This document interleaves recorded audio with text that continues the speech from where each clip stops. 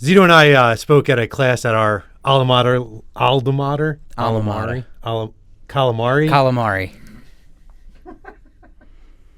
Last week, and brought up a lot of memories, so we're going to talk about it today. Yeah. Temple University, the Harvard of North Broad Street.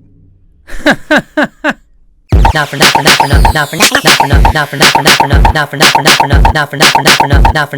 went to Temple from 2001 to 2005. And I was there from 2000 to 2004. So I got there like a minute before you, and you left a minute after me. Well, I guess we'll jump into it. Yeah. My father went to Temple. I never considered leaving the city to go to college. I was a commuter, born commuter, die commuter. Yeah. So it was my first choice for me. How about you?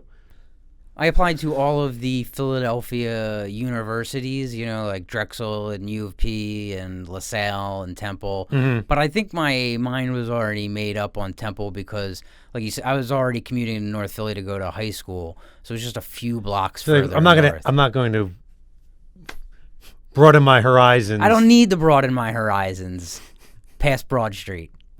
I was a music major, and I started out as a music major, and Temple has considered one of the top music schools.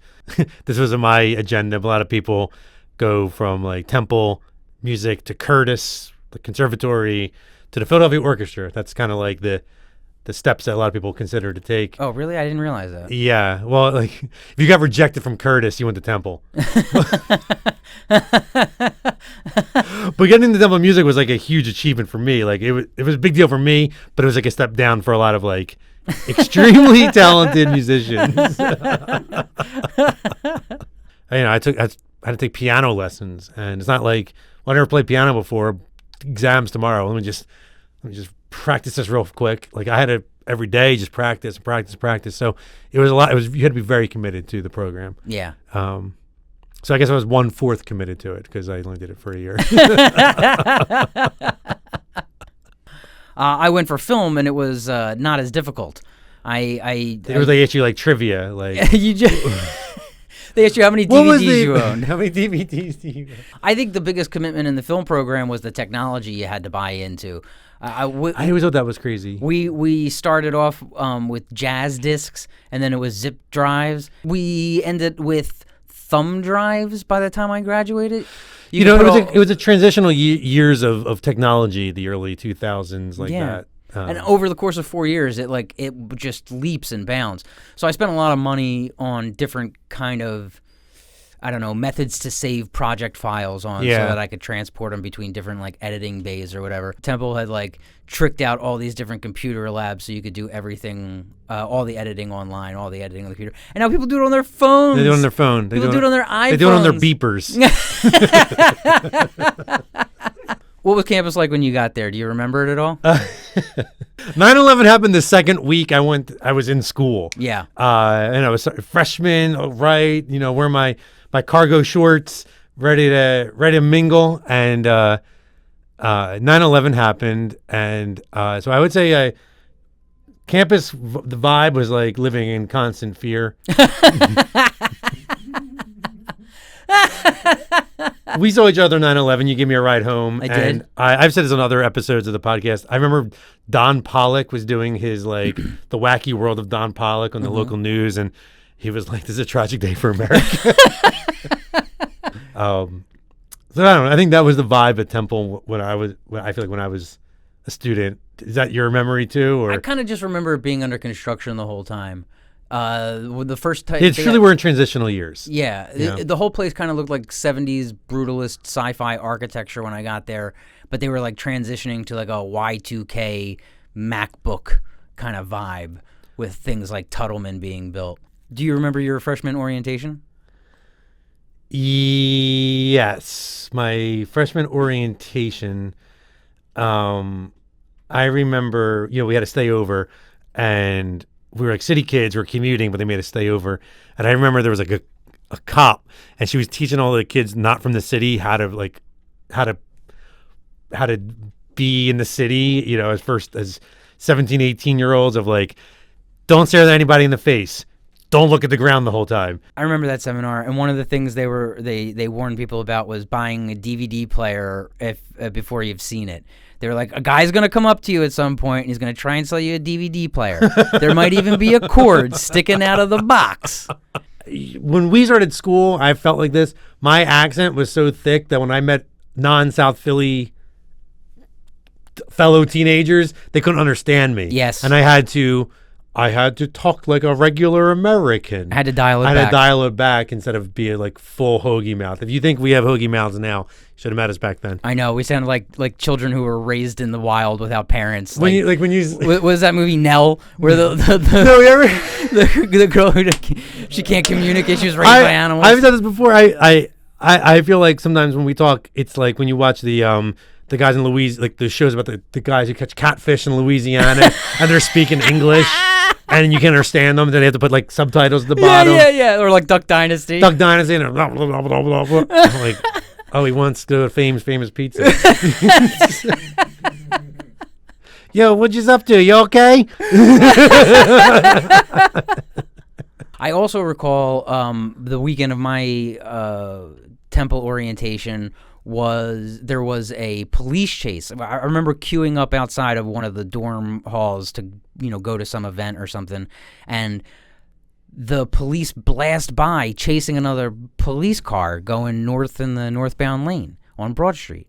And then they come back the other direction going south in the southbound. And then they come back north in the southbound.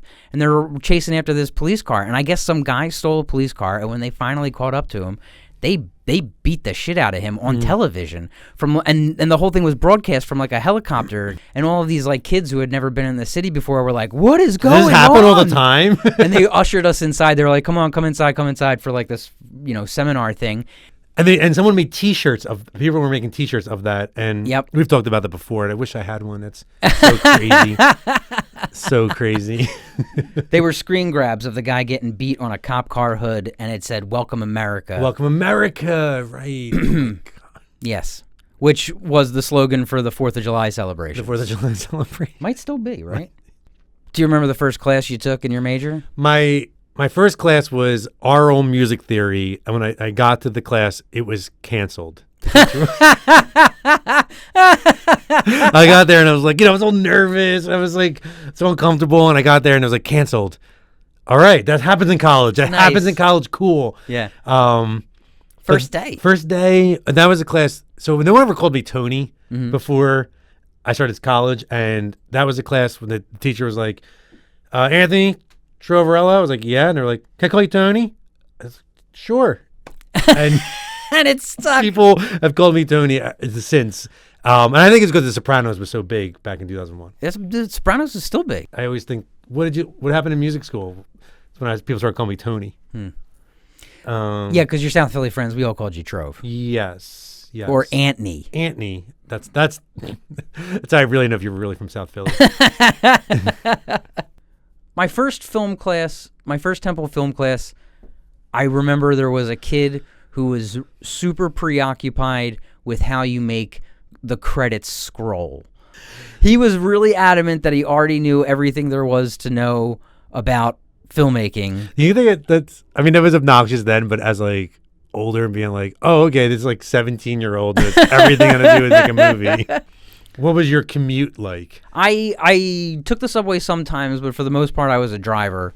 I would drive my brother and my mom to school on my way to school in the mornings, and on the way home I would drive you back home. Nothing's changed.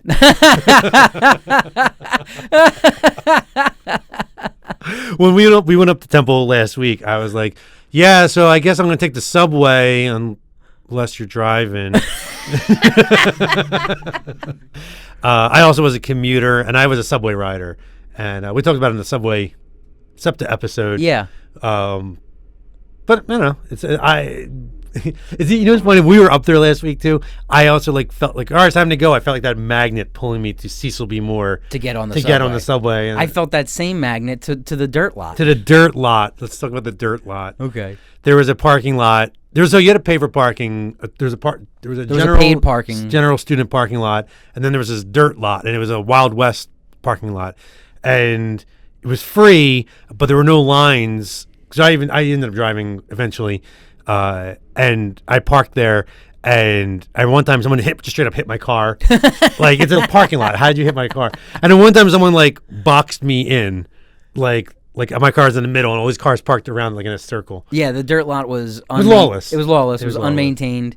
It wasn't even... It wasn't even. It wasn't even. It could roll down. You parked on inclines. If it rained, you could get stuck in the mud in there. If you went to school and it was dry and you parked and then it rained, you might not be able to get out depending on what the inclination of your vehicle was when you parked.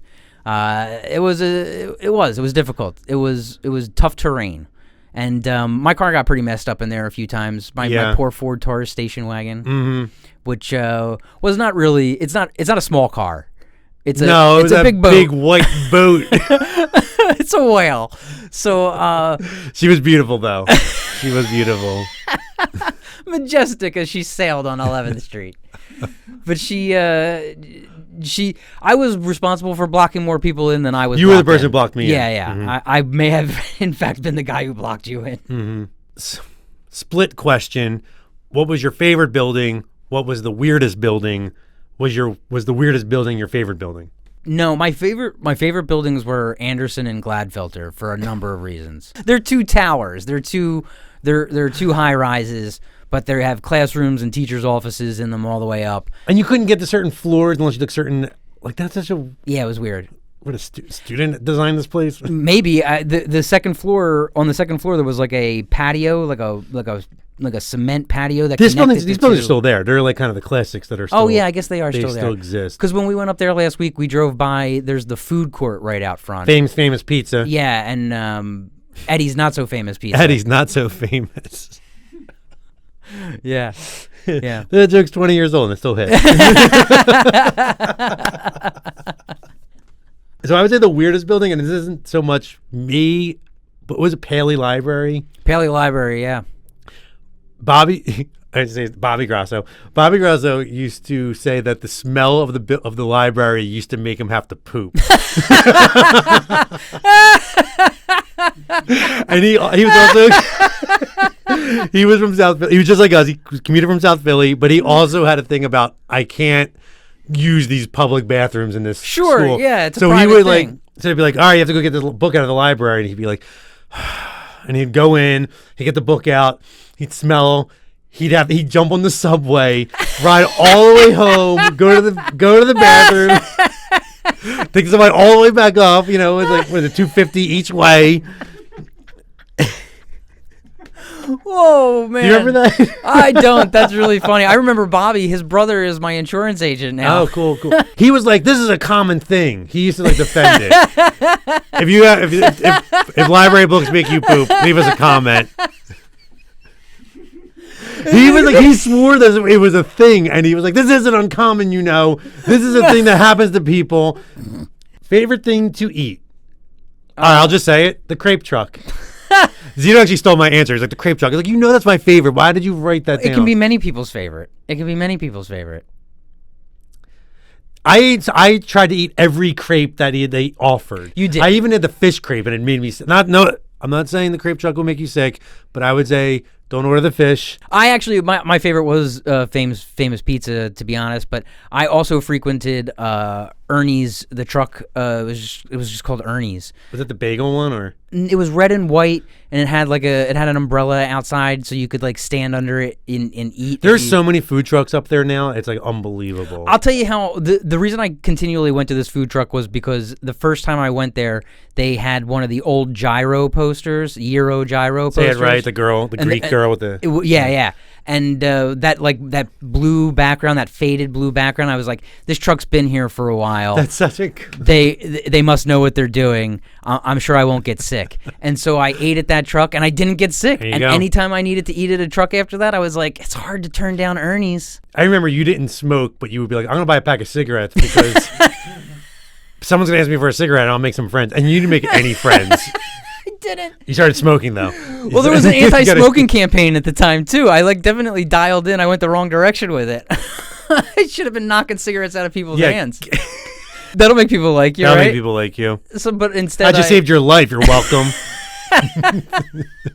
I started smoking my freshman orientation because I was like, yeah, because other people smoke, and then it'll be an excuse to start up a conversation, and then I'll make friends easier that way. It's just that's how adults do it, as I've seen. They don't even do it anymore. They all vape, these kids. My favorite people at Temple were the weirdos. Or the Were the people I never talked to at all, but that were reoccurring characters in my life.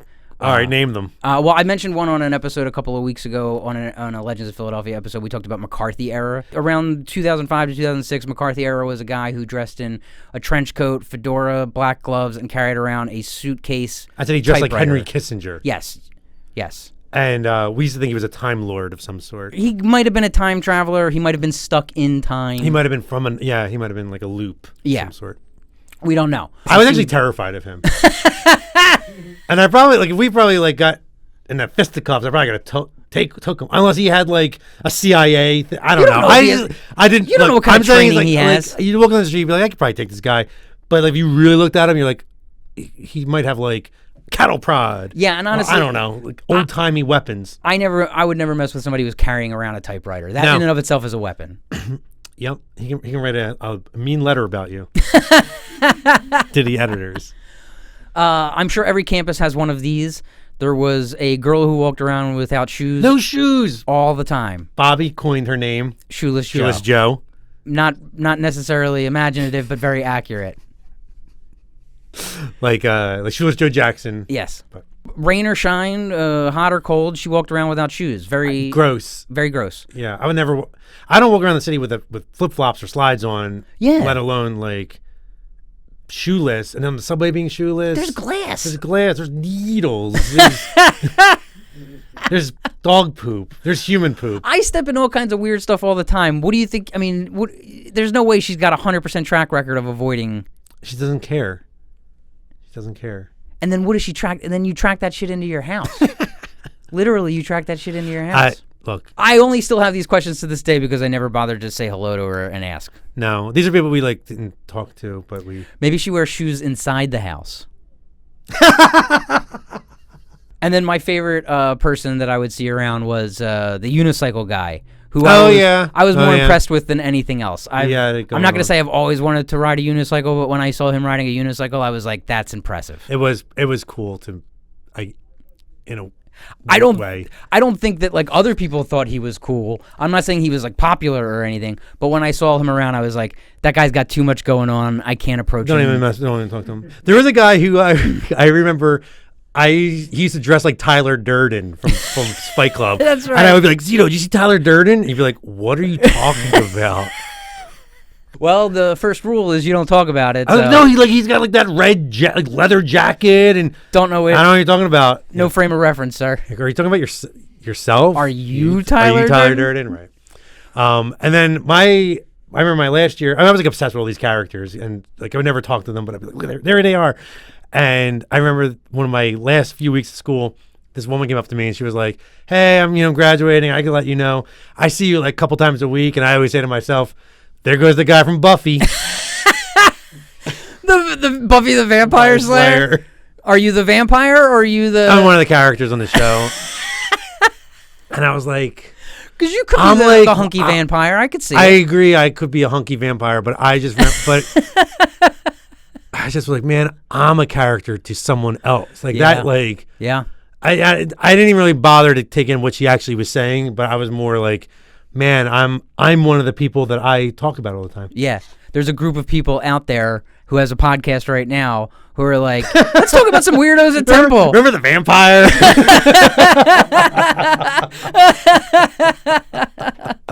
Did you have it? I wrote what was in your Discman? Did you even have a Discman? Yes, I did. You did? I don't know. I'm not a huge fan of music, but I did have a CD player. What was your Discman? Everyone had a Discman. It was before music was kept on your phone. So right. Well, the other day you told me you had a mini transistor radio. I did actually. At some point while at Temple, at some point while at Temple, there was a giveaway or something, and it was a mini transistor radio with earbuds. Leave it to Beaver. No, a mini transistor radio. No, it was translucent blue, so it was definitely Y2K. That was a giveaway back then. There were little radios. Yeah, and I kind of would run it up my sleeve and in class just be like, Listen to Howard Stern or whatever during class. Baba Booey, Baba Booey. Baba Booey. He was big back then. He was big back then. My Discman, I think I had old Burn CDs. It was like prime Burn CDs. I'm getting all my songs off of Napster era, but I remember I had The Strokes, Is This It? Yeah. I teased my wife, Joanna. I said, like, they're an oldies act, you know. And we both had the Great album, which was the Jay-Z mashed with the Black Album mashed with the Beatles' White Album, which I feel like it's not even around anymore. I don't know. It was a Kazaa. You can find it on the internet. It was like a Kazaa LimeWire thing. It wasn't something that you could get in a record store, in a Tower Records or whatever. So you could only get it through downloading songs. Yeah, on the it was internet. like a true like trade. Do you remember Dispatch? Yeah. Oh yeah. Oh man. Now there's a name I haven't heard in a long time. Do you remember Spring Fling? I do. You know what the strongest memory I have of Spring Fling was that your first year there, one of your friends, you were like, "What is this? What's going on? All these parties and all the." Yeah, we didn't know what that was going to be like. And this your friend who I didn't know him, but he was like, "Oh yeah, it's the Duke Ellington Festival," and you were like, "All of this from Duke Ellington?" And he was like, "Yup," and he just kept it going, and I didn't know who Duke Ellington was at the time either. I had to go like look it up at the end of the day. I'm here for the swing music. Where's the jazz? They had the American Gladiator. Like, if you're listening, I'm going to try. It's like the giant Q-tips that it's like the classic American Gladiator thing, and they had it like anyone could do it. I guess they still do this, but I was like, oh man, this is gonna be fun. So me and Bobby were gonna verse each other. And I was like, I'm gonna smoke him. This is gonna be. I've been watching this on TV for so long. I'm ready. And he clocked me in the head so hard. Wearing a mask. I was wearing a helmet, but it was like it felt like a bowling ball got like hit you in the head. It was like, I saw like birds, you know. And in my last senior year, my band got to play at the main stage. Oh yeah, I do. And that was really cool, you know. That is like, good night, Temple, and they're like, and never come back. You know, and I smashed my instrument on the stage. Did you go to graduation? I did go to graduation, and I remember I was out all night the night before. So at graduation, I fell asleep at the event. I skipped my graduation. You skipped graduation. I had work, and graduation cost you had to pay for the gown and the tickets, and I think they gave you one free ticket or two free tickets for your parents. And then you had to pay for it. And I was like, I'm already in the hole from my senior film. It was like, well, I could spend more money on graduation, but these guys already got enough of my cash. So I went to work instead. And actually, where did you work then? I was working as a process server, yeah. And I ended up in North Philly that day to serve papers up. And I was walking around Spring Garden coming back, I guess trying to get on the subway or whatever. And I ran into friends of mine who had graduated, classmates of mine who had graduated that day. And they were like, oh my God, where were you? What's up? And I was like, oh, I had work. It's the real world now. Time to pay back them student loans. That's so you. I don't know what to say. That's just so you. Work is fun. I don't really know if I have any other Temple University stories. I mean, those are all the ones I'm willing to share. Yeah, those are all the ones I can tell. The other ones are like... They're secret. Yeah. They're secret. You gotta join the Patreon for those. Okay, that's pretty much all there is to know about our time at Temple University. Check us out at Temple U. Check us out at southfellini.com. That's SOUTHFELLINI.com for cool Philly-inspired merchandise like this tasty wardrobe shirt, provided by South Fellini, or this Little Street T-shirt. And check us out on Instagram, YouTube, Spotify, iTunes, and Patreon. For $5 or $10 a month, you can get all kinds of support this. You can get all kinds of access to additional content and behind-the-scenes stuff. So I guess that's it. Wash your hands, stay safe, and higher education isn't for everybody.